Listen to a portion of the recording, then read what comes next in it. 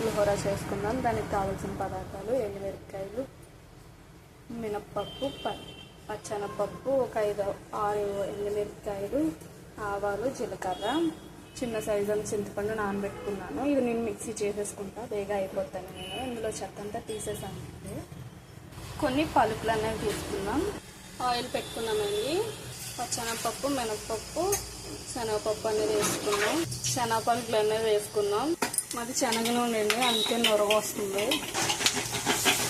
మిగతా ఇంగ్రీడియంట్స్ కూడా వేసుకున్నాం. మిక్సీ చేసుకుని చింతపండు అన్నది వేసుకున్నాను. దీంట్లోనే కొంచెం పసుపు అన్నది వేసుకున్నాం. ఆ పులుపుకి సరిపడా సాల్ట్ వేసుకున్నాం. ఫ్రై అయిన దానిలో రైస్ వేసుకున్నాం. బాగా కలుపుకొని సాల్ట్ అడ్జస్ట్ చేసుకుంటే మన పులిహోరగా రెడీ. ఇది టిఫిన్కి, లంచ్కి చాలా బేగా అయిపోతుంది. పిల్లలు ఉన్నారు వాళ్ళకైతే ఫాస్ట్గా ఏం కర్రీ లేదు అనుకున్న